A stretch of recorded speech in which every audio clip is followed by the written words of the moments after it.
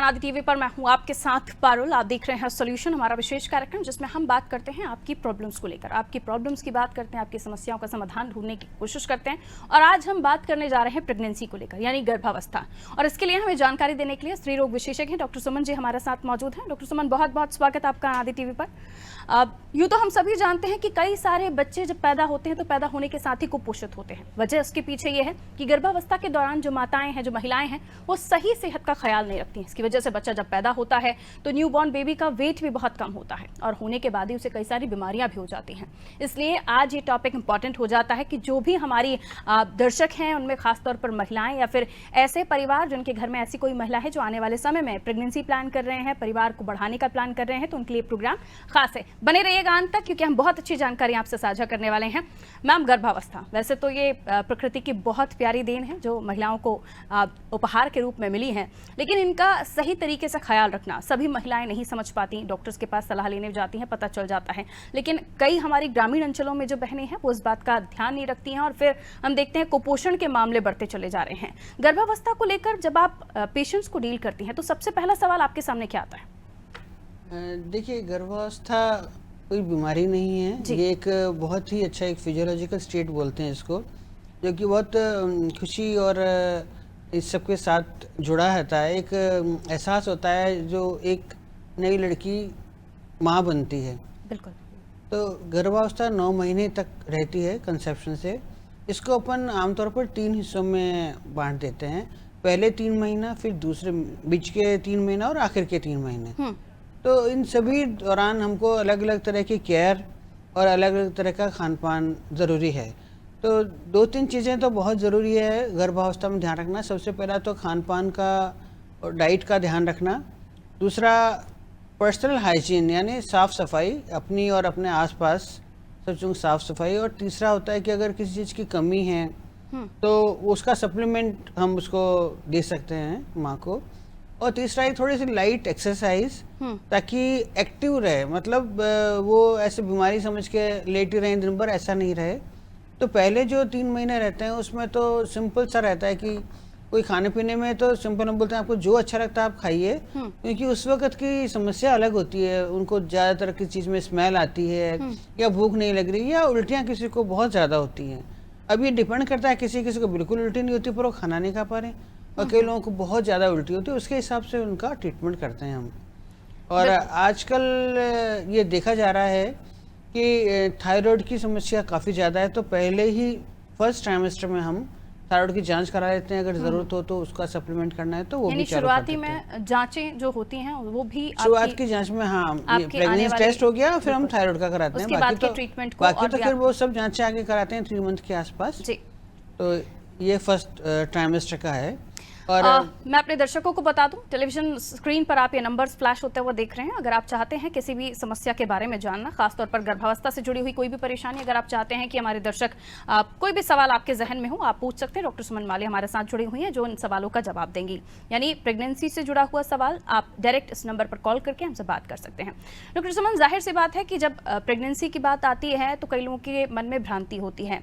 कई लोग ये सोचते हैं कि अभी जैसे थायराइड का भी जिक्र किया आपने, कई लोगों का कुछ शुरुआती समय पर जब वो प्लान कर रहे होते हैं, मिसकैरेज जैसी चीज़ों को फेस करते हैं, उसके बाद सेकंड बार वो प्लान करते हैं तो बड़े डरे हुए होते हैं।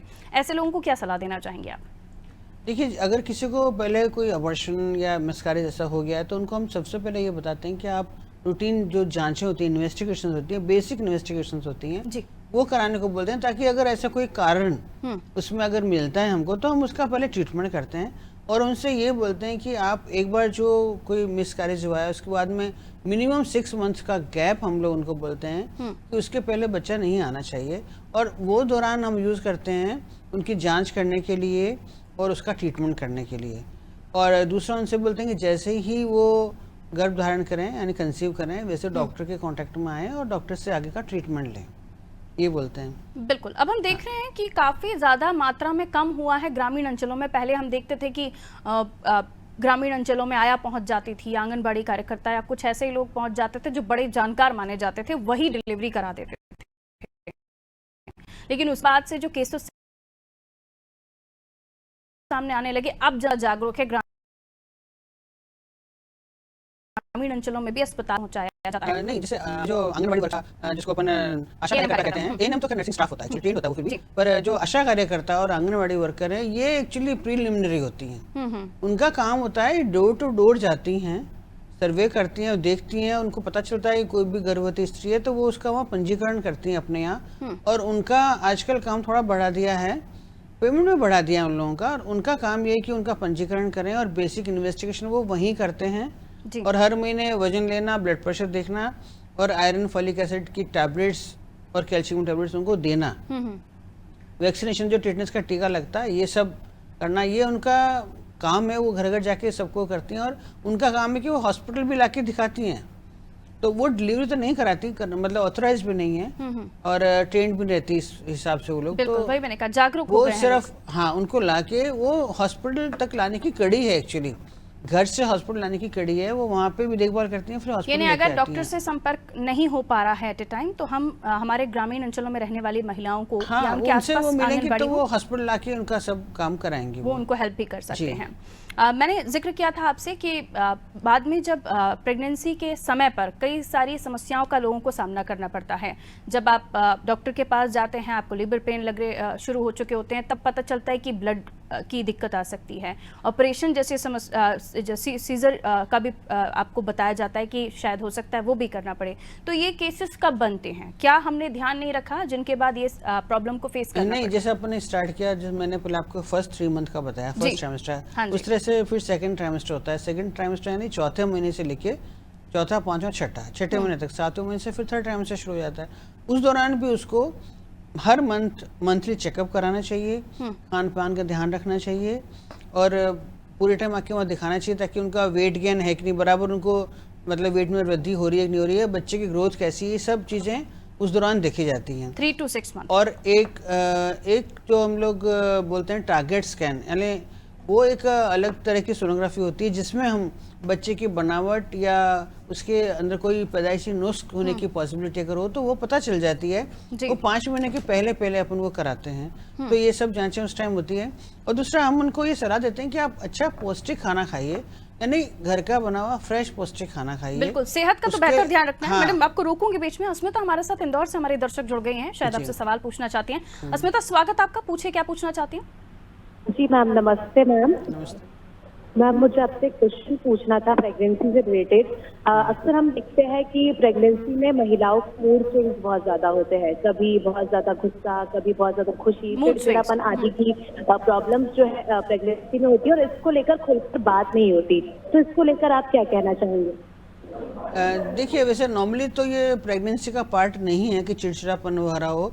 सबसे पहले आप उसका जो वातावरण है घर का, खास करके इसके बारे में आपको मालूम होना चाहिए, या अगर आंगनबाड़ी वाली कोई हेल्प कर सकती है, कुछ हो सकता है कि वो बहुत ओवरबर्डन हो, उस पर काम का बोझ बहुत ज़्यादा हो।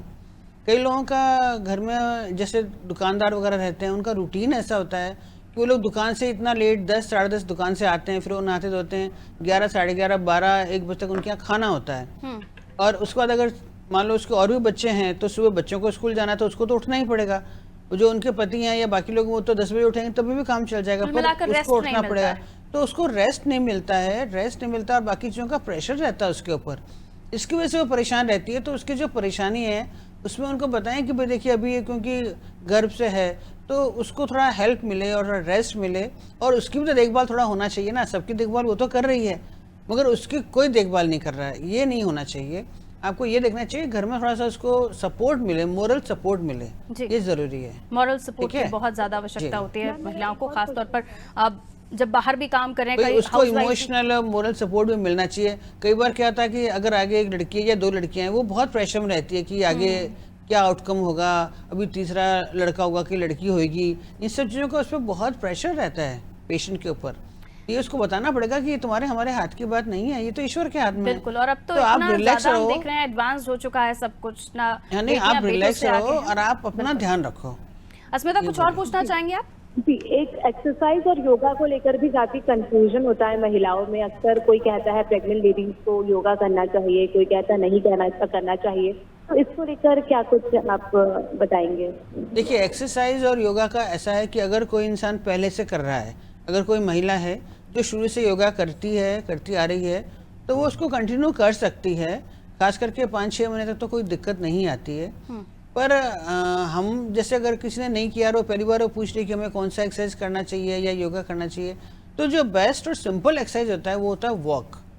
मॉर्निंग वॉक करिए, चाहे इवनिंग वॉक करिए। हम उनसे बोलते हैं कि अगर आप सुबह नहीं उठ पा रही हैं या सुबह टाइम नहीं निकाल पा रही हैं तो आप शाम को भी जाके वॉक कर सकती हैं, कोई दिक्कत नहीं है।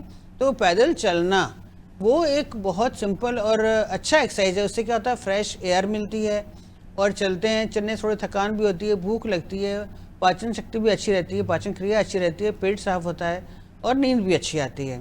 तो जिसने कभी नहीं करी उनको हम ये बोलते हैं आप नए सिरे से कोई नई एक्सरसाइज, कोई हैक्टिक एक्सरसाइज मत स्टार्ट करिए। ये सिंपल से एक्सरसाइज है, वॉक की वो करिए। और सबसे जरूरी इसमें कंटिन्यूटी है, रेगुलरिटी होना चाहिए। लोग क्या करते हैं 10 दिन चले गए, फिर पता चला कि अरे नहीं अब नहीं उठना बनता है तो नहीं कर रहे। हम बोलते हैं जब उठो तभी कर लो, पर लापरवाही या फिर लेजीनेस बहुत 8-9वें महीने में आ जाती है। रेगुलरिटी बहुत जरूरी है, वो होना चाहिए, वो ज्यादा इंपॉर्टेंट।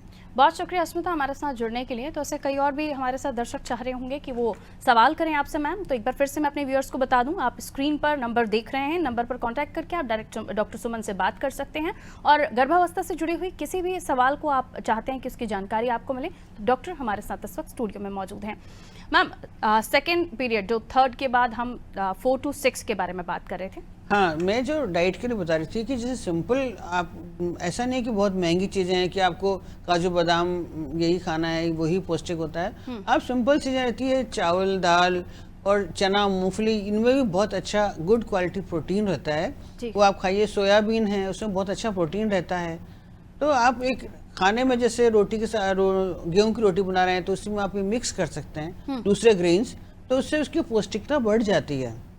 ठीक है, और दालों में बहुत अच्छा प्रोटीन रहता है। आप रेगुलरली ये डेली आप दाल खाइए। दूध है, कई औरतें रहती है हमें दूध की स्मेल अच्छी नहीं लगती या दूध से गैस बन रही है, तो हम उनको बोलते हैं कि आप दही लो।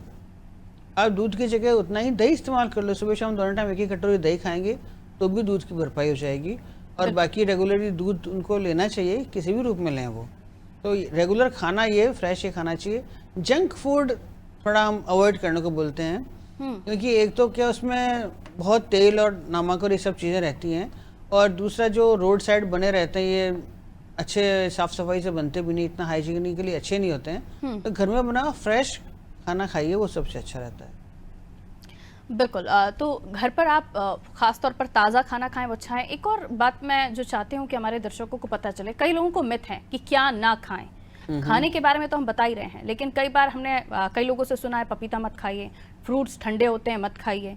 तो इस बारे में आप क्या जानकारी देंगे दर्शकों? ये तो अपने समाज में तो बहुत मैम आप जवाब दें मेरे सवाल का, लेकिन एक और व्यूअर हमारे साथ बने हुए हैं जबलपुर से, अनीता बहुत स्वागत आपका, पूछिए क्या पूछना चाहती हैं?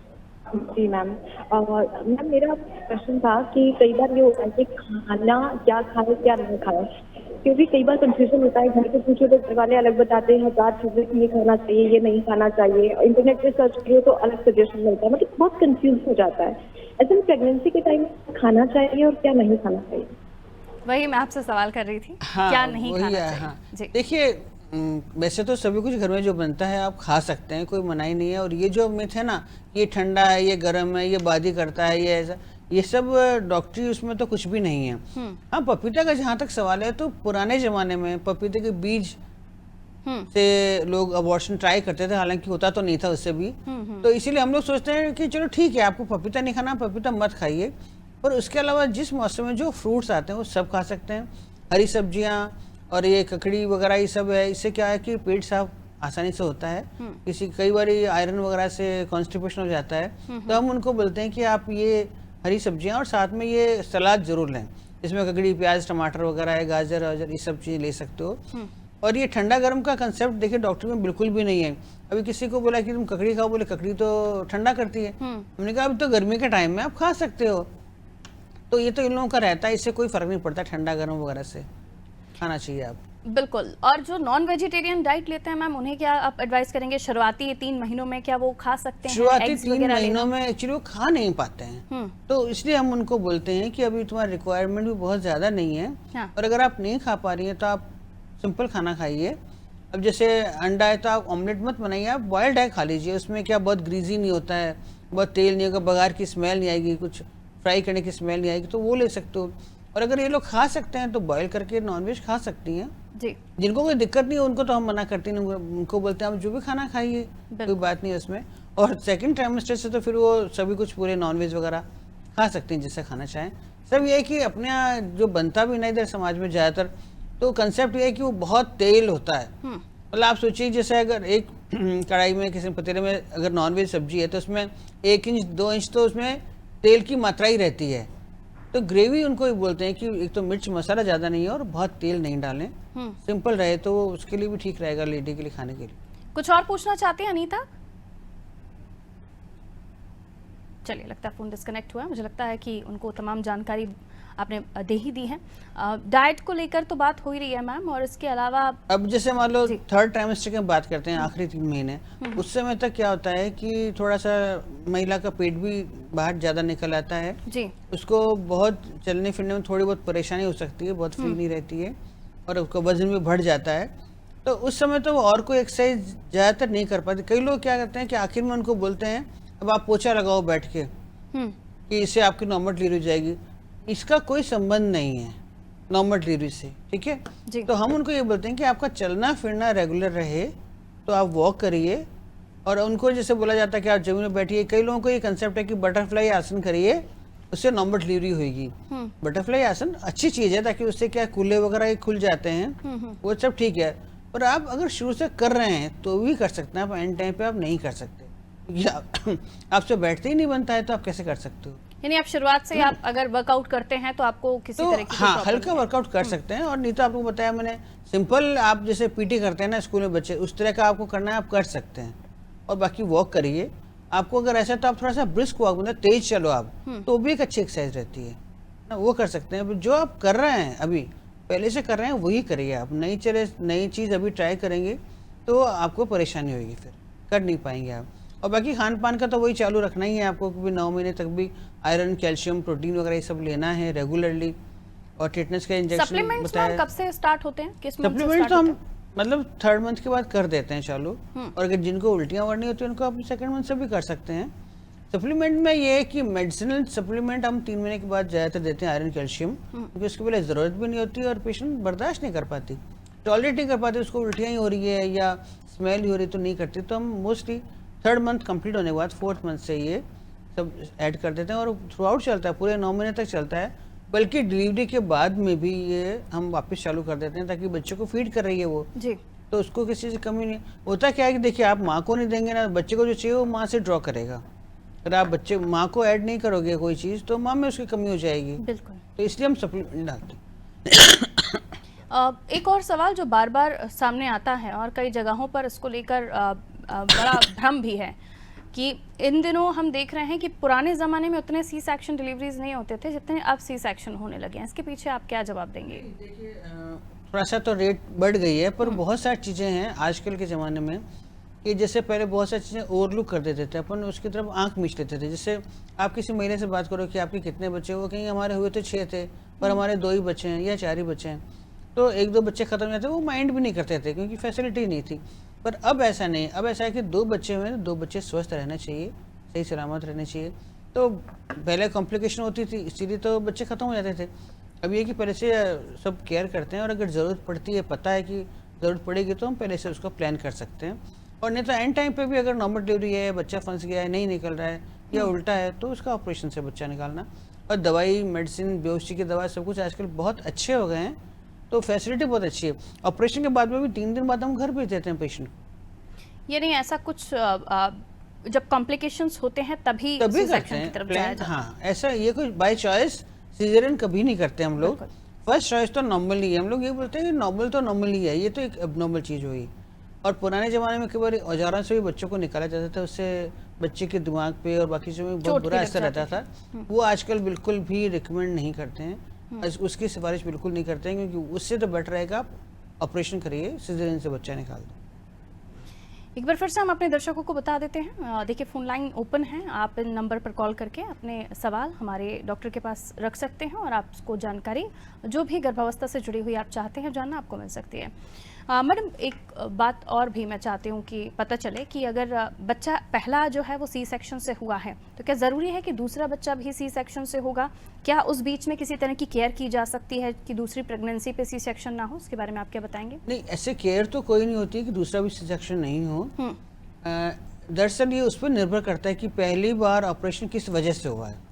कई बार ऐसी वजह होती है जैसे कि पेशेंट की हाइट कम है या उसके कूल्हे की हड्डी थोड़ी संकरी है और बच्चे का वजन उसमें से नहीं निकल सकता, बच्चे का सर उसमें से नहीं पास हो सकता है, तब तो ऑपरेशन होता ही है। ऐसे में फिर दूसरा भी ऑपरेशन ही होता है, क्योंकि नॉर्मली क्या होता है, पहले बच्चे से दूसरे बच्चे का वजन ज़्यादा ही होता है और जो वो औरत है उसकी तो हाइट वही रहेगी, उसकी तो हड्डी की डायमीटर भी वही रहेगी, तो सेकंड भी ऑपरेशन से हुआ। कई बार ऐसा होता है कि एंड टाइम पे ऑपरेशन आपने किया, बच्चे ने अंदर मोशन पास कर लिया है या और किसी वजह से ऐसा हुआ है कि लेना पड़ा एकदम से, उसमें अपन नॉर्मल ट्राई कर सकते हैं, ऐसे कोई बात नहीं। और नॉर्मल डिलीवरी होती है, सीजन के बाद में भी नॉर्मल डिलीवरी होती है, पर उसके लिए अपन कुछ पहले से कर नहीं सकते कि अपन ये करें कि नॉर्मल डिलीवरी हो जाएगी। बिल्कुल, ऐसा आपके हाथ में नहीं है। तो ये डॉक्टर्स के डिसीजन होते हैं, वो भी आपकी स्थिति को देखते हुए, कॉम्प्लिकेशन अगर है तो वो ट्राई करते हैं। माँ और बच्चे की कंडीशन को देखते हुए डिसाइड करना पड़ता है। बिल्कुल, हेल्थ से जुड़ी हुई तमाम जानकारियां, यानी गर्भावस्था में महिलाओं को किन बात का ध्यान रखना चाहिए, शुरुआती दौर में ही आप अपना ख्याल रखें और अगर आप प्लान कर रहे हैं तो उससे पहले भी आप डॉक्टर से सलाह ले सकते हैं। डॉक्टर हमारे बहुत बहुत शुक्रिया, आपने हमें बहुत अच्छी जानकारी हमारे दर्शकों तक पहुंचाई। तो गर्भावस्था को लेकर हम आज बात कर रहे थे सॉल्यूशन में, इसी तरह का कार्यक्रम हम फिर भी लेकर आते रहेंगे आगे भी आपके लिए, और साथ ही हमारे साथ एक्सपर्ट भी मौजूद होते हैं जो आपके तमाम सवालों का जवाब देते हैं। इसी के साथ मुझे दीजिए इजाजत, नमस्कार।